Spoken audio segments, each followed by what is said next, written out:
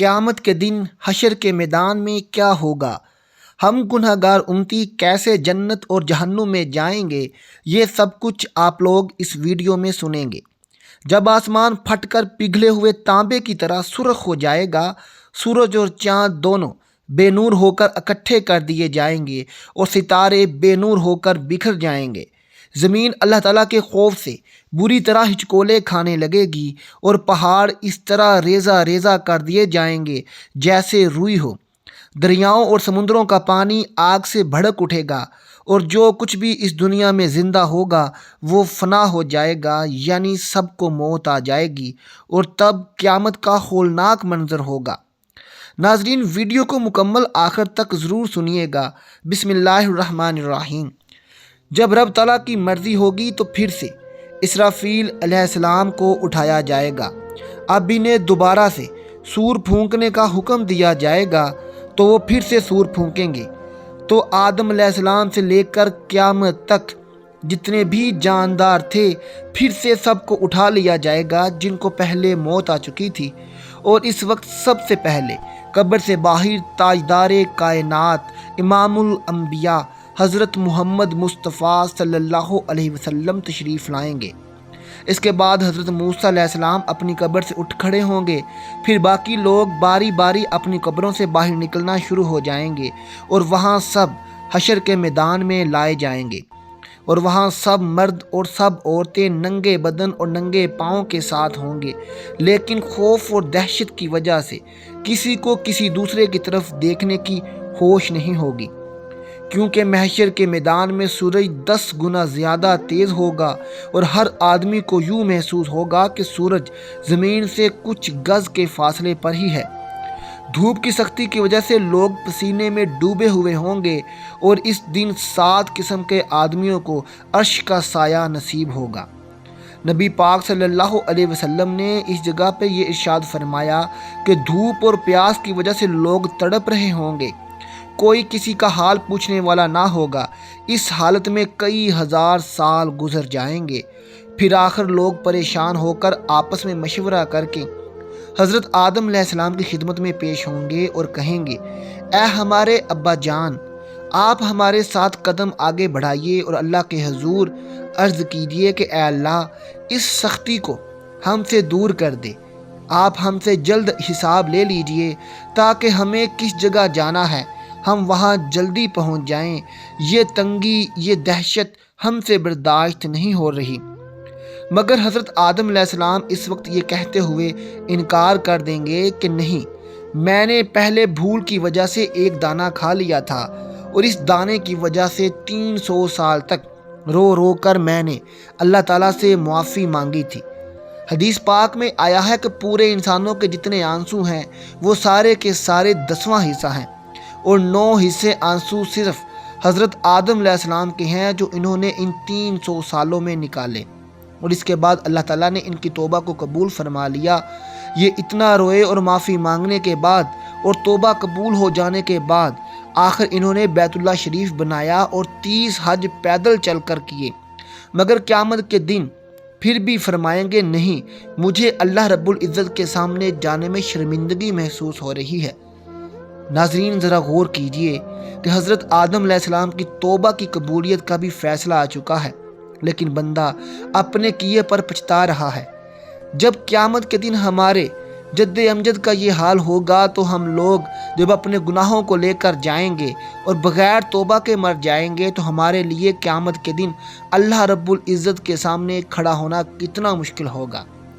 اس کے بعد حضرت آدم علیہ السلام تمام انسانوں کو کہیں گے کہ آپ لوگ حضرت نوح علیہ السلام کے پاس چلے جائیں، لہذا ساری مخلوق حضرت نوح علیہ السلام کی تلاش میں لگ جائے گی۔ جب نوح علیہ السلام ملیں گے تو مخلوق عرض کرے گی، اے آدم ثانی، آپ ہمارے لیے اللہ کے حضور میں سفارش کر دیجئے اور ہمیں اللہ کے سامنے پیش کر دیجئے۔ تو پھر حضرت نوح علیہ السلام ان کو فرمائیں گے کہ نہیں، میں نے اپنے بیٹے کے لیے دعا کر دی تھی اور اللہ تعالیٰ نے فرمایا تھا، اے نوح، ایسی دعا نہ کیجئے کہ کہیں آپ کو نبوت کے مرتبے سے اتار نہ دیا جائے، اس لیے مجھے تو اس فرمان سے ڈر لگتا ہے کہ میں وہاں دعا ہی کیوں کر بیٹھا تھا، میں نے اللہ کے حضور فوراً معافی مانگی تھی، لہٰذا میں اللہ کے حضور پیش نہیں ہو سکتا۔ حضرت نوح علیہ السلام کا اصل نام عبدالغفار تھا، مگر وہ اس دعا کے مانگنے کے بعد اتنا روئے تھے کہ ان کا نام نوح پڑ گیا۔ نوح کا مطلب ہے نوحہ کرنے والا، یعنی بے انتہا رونے والا۔ اتنا رونے کے باوجود قیامت کے دن اللہ رب العزت کے سامنے جانے سے جب ان کو اتنا ڈر لگے گا تو ذرا سوچئے، ہم تو اپنے گناہوں پر روتے بھی نہیں، شرمندہ بھی نہیں ہوتے، بلکہ جب گناہ کرتے ہیں تو خوشی خوشی دوسروں کو بتاتے ہیں کہ میں نے فلاں گناہ کیا ہے۔ تو پھر ہم سب قیامت کے دن اللہ کے حضور کیسے پیش ہوں گے؟ پھر حضرت نوح علیہ السلام سب انسانوں کو فرمائیں گے کہ آپ حضرت ابراہیم علیہ السلام کے پاس چلے جائیں۔ پھر ساری انسانیت حضرت ابراہیم علیہ السلام کو ڈھونڈ کر ان سے عرض کرے گی کہ اے اللہ کے خلیل، آپ ہمارے لیے اللہ رب العزت کے حضور پیش کر دیجئے۔ لیکن وہ فرمائیں گے کہ نہیں، آج مجھے اللہ رب العزت کے پاس جاتے ہوئے گھبراہٹ ہو رہی ہے، کیونکہ میری زندگی میں نے 3 باتیں ایسی تھیں جو مصلحت کی بنا پر تو ہوئیں لیکن خلاف واقعہ تھیں۔ آج مجھے ان 3 باتوں پر شرمندگی ہے۔ ان میں سے پہلی بات تو یہ تھی، جب ان کو ان کی قوم نے کہیں جانے کا کہا تو انہوں نے ان سے کہہ دیا کہ میں بیمار ہوں، اور واقعی ان کے ساتھ جانے میں روحانی بیماری تھی، لیکن حقیقت کے یہ خلاف تھا۔ اس لیے فرمائیں گے کہ مجھے اللہ رب العزت کے سامنے حاضر ہونے سے شرم محسوس ہو رہی ہے۔ اور دوسری بات یہ کہ ایک بار حضرت سارہ رضی اللہ تعالیٰ عنہ کو لے کر مصر کے قریب سے گزر رہے تھے کہ وہاں کا ایک بادشاہ جو بڑا ظالم انسان تھا، اس نے اپنے سپاہیوں کو حکم دے دیا تھا کہ جو بھی خوبصورت عورت دیکھو اسے میرے دربار میں ضرور حاضر کیا جائے۔ اللہ تعالیٰ نے بی بی سارہ کو بے انتہا حسن و جمال کا سانچہ بنایا تھا، لہذا سپاہیوں نے جب ان کو دیکھا تو انہیں بھی پکڑ کر لے گئے۔ اس کا دستور یہ تھا کہ اگر اس عورت کے ساتھ اس کا شوہر ہوتا تو وہ اسے قتل کروا دیتا، اور اگر بھائی ہوتا یا باپ ہوتا تو وہ اس کو چھوڑ دیتا تھا، البتہ برائی کا کام کرتا تھا۔ جب حضرت ابراہیم علیہ السلام پہنچے تو ان سے پوچھا گیا، تم کون ہو اور اس عورت کے کیا لگتے ہو؟ تو آپ نے اپنی جان کی حفاظت کی نگاہ میں رکھتے ہوئے کہہ دیا، یہ میری بہن ہے۔ اللہ تعالیٰ فرماتے ہیں کہ بے شک ایمان والے بھائی بھائی ہیں، اس لیے ایمان کی نسبت سے مومن مرد اور مومنہ دونوں دینی بھائی ہیں اور بہن کہہ دیا جاتا ہے۔ آپ نے بھی اسی نسبت سے حضرت سارہ رضی اللہ تعالیٰ عنہ کو بہن کہہ دیا، کیونکہ وہ اسی دین پر تھی جس دین پر آپ تھے۔ یہ بات 100% شریعت کے مطابق جائز تھی۔ جان بچانے کے لیے تو حرام چیز بھی حلال ہو جاتی ہے، مگر اس کے باوجود حضرت ابراہیم علیہ السلام کو جھجک محسوس ہوگی۔ اور تیسری بات یہ ہے کہ ایک بار حضرت ابراہیم علیہ السلام نے بتوں کو توڑا تھا۔ جب کافروں نے آ کر ان سے پوچھا کہ ہمارے معبودوں کو کس نے توڑا، انہوں نے فرمایا تھا کہ تم اس سے پوچھو جو تمہیں ان بتوں سے بڑا نظر آتا ہے۔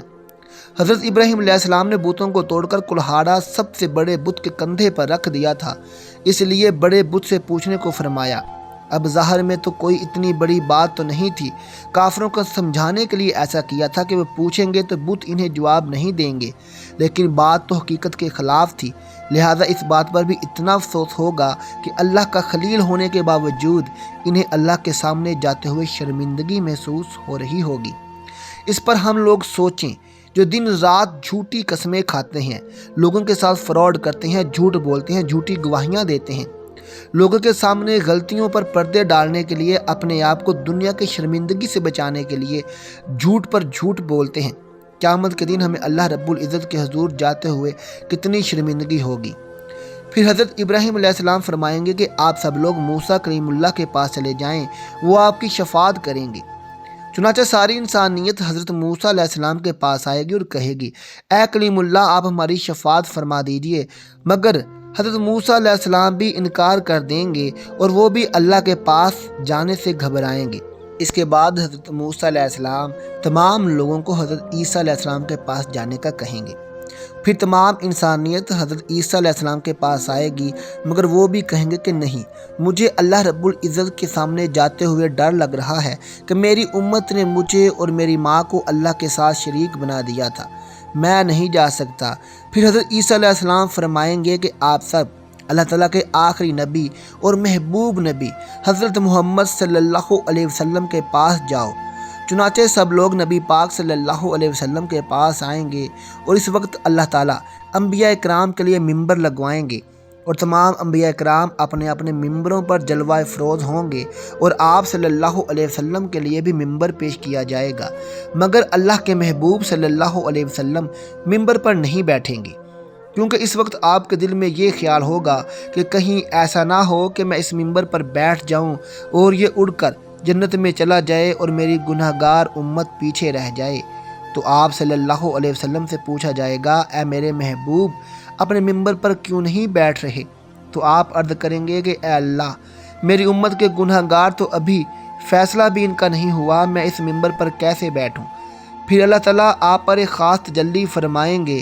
آپ صلی اللہ علیہ وسلم نے ارشاد فرمایا کہ اس تجلی فرمانے پر اللہ مجھے مقام محمود عطا فرما دیں گے، میں وہاں جا کر ایک سجدہ کروں گا اور سجدے میں اللہ تعالیٰ کی تعریفیں کروں گا جو نہ پہلے کسی نے ایسی کی اور نہ بعد میں کوئی کرے گا۔ رونے کی حالت میں سجدہ کروں گا، اللہ رب العزت میرے سجدے کو قبول فرمائیں گے اور مجھ سے پوچھیں گے، اے میرے پیارے محبوب، آپ کیا چاہتے ہیں؟ میں اللہ تعالیٰ سے عرض کروں گا، اے اللہ، اپنے بندوں کا حساب لے لیجئے۔ اللہ فرمائیں گے، اچھا، آپ لوگوں کو حساب کے لیے پیش کرو۔ روایتوں میں آتا ہے کہ جب اجازت مل جائے گی تو اس وقت نبی پاک صلی اللہ علیہ وسلم سب سے پہلے ابو بکر رضی اللہ تعالیٰ عنہ کو ہاتھ سے پکڑ کر اللہ کے حضور میں پیش کرنا چاہیں گے۔ یہ آپ چاہیں گے کہ حساب کتاب شروع ہو جائے۔ یہ سن کر حضرت ابو بکر کی آنکھوں میں آنسو آ جائیں گے اور وہ کہیں گے، اللہ کے نبی صلی اللہ علیہ وسلم، میں اپنی عمر کے آخری حصے میں مسلمان ہوا تھا، میری عمر کا زیادہ حصہ اسلام سے پہلے کا ہے، اس لیے میں چاہتا ہوں کہ میں آگے پیش نہ کیا جاؤں۔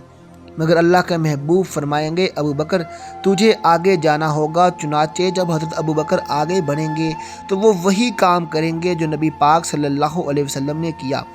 وہ بھی قدم آگے بڑھا کر اللہ رب العزت کے حضور سجدے میں گر جائیں گے اور رونے لگ جائیں گے۔ کتابوں اور روایتوں میں لکھا ہے کہ صدیق اکبر رضی اللہ تعالیٰ عنہ اتنا روئیں گے کہ اللہ تعالیٰ فرمائیں گے کہ اے میرے محبوب، تو روتا کیوں ہے؟ سجدے سے سر اٹھا، کیا چاہتے ہو؟ چنانچہ اللہ تعالیٰ ان کے سجدے کو قبول فرمائیں گے اور ان پر ایک خاص تجلی فرمائیں گے۔ حدیث میں آیا ہے کہ قیامت کے دن اللہ تعالیٰ اپنے بندوں پر عام تجلی فرمائے گا، لیکن ابو بکر کے اوپر خاص تجلی فرمائے گا۔ اللہ تعالیٰ اپنے محبوب صلی اللہ علیہ وسلم کے اس یار سے اتنے خوش ہو جائیں گے کہ اس پر خاص تجلی فرمائیں گے۔ ان کے بعد حضرت عمر رضی اللہ تعالیٰ عنہ کو پیش کیا جائے گا۔ حدیث میں ہے کہ جب حضرت عمر آگے بڑھیں گے تو اللہ تعالیٰ فرمائیں گے، اے عمر، تجھ پر سلامتی ہو۔ ایک اور حدیث مبارکہ میں ہے کہ قیامت کے دن جسے سب سے پہلے اللہ سلام فرمائیں گے وہ عمر رضی اللہ تعالیٰ عنہ ہوں گے۔ انہوں نے ایسی صاف ستھری زندگی گزاری ہوگی کہ ان کے اعمال کو دیکھ کر اللہ تعالیٰ خوش ہو جائیں گے۔ پھر ان کے بعد اللہ کے محبوب حضرت عثمان کو پیش کریں گے۔ کتابوں میں لکھا ہے کہ جب حضرت عثمان اللہ رب العزت کے حضور پیش ہوں گے تو اللہ تعالیٰ ان کا حساب بہت ہی جلد لے لیں گے۔ وہ اس لیے کہ ایک بار عید کا دن تھا، نبی پاک صلی اللہ علیہ وسلم عید کی نماز کے لیے تشریف لے جانے لگے تو حضرت عائشہ رضی اللہ تعالیٰ عنہ نے عرض کیا، اے اللہ کے محبوب، کچھ دے دیجئے تاکہ ہم کچھ پکا لیں۔ مدینے کی بیویاں اور یتیم بچے امید لے کر آئیں گے، میں ان کو کچھ دے سکوں۔ اللہ کے محبوب نے فرمایا، میرے پاس اس وقت کچھ نہیں ہے۔